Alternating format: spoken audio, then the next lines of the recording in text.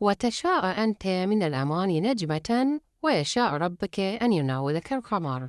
أهلا وسهلا متابعاتي، حبيت أبتدي وياكم بهذا المول اللي يخبل أشياء كلش حلوة، بس أنا جيت مستعجلة وكانت إنارة المحل كلش ضعيفة وما بينن. هاي الطاوات جيت اليوم أختار الباوة هاي ب12 جرانيت كلش حلوة، هاي شغلات عادية، فأنا اختاريت باوة هنا يعني شوية حابتها يعني فافون تصير، كانت ببالي فلقيت هاي تقريبا تشبه تقريبا، وخذيت هم جرانيت بعدين أشوف لكم بالجزء الثاني المشتريات. فهنا حبيت أروح بيت أهلي وخذيت هاي المستلزمات اللي لازم آخذهن. هذا زوجي هنا طال المصرف في سبيل هو يروح الكربلة ويبقينا أنا وبحد بالبيت، فوافقت لأن الجو حار وأطفال اللي، وإن شاء الله برا زيارة الله يقسم لنا زيارة الإمام الحسين، لأن السنة كلش حارة والأطفال كلش مزعجة بالسفر.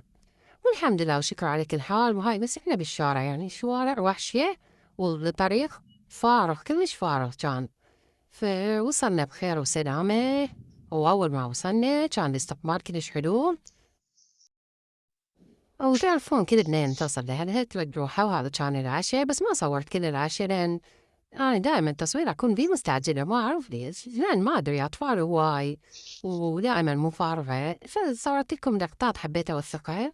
الحمد لله وشكر الله يحفظ آباكم وأمهاتكم. بس أوصل لأهلي لازم أهلي يخابروني يجيب مواد الكيك ويا تحضرين لنا كيكة، فأنا جبت لهم كمباب درب فانيلا وطلعت هم جبت لهم طحين، سوينا الكيكة بس الطحين طلع أسمر والكيكة طلعت سمراء، فجارت كلش طيبة والله وجهاد بساعة كيلوها. وانتظروني بالجزء الثاني حنزلكم المشتريات، المرة المشتريات نار.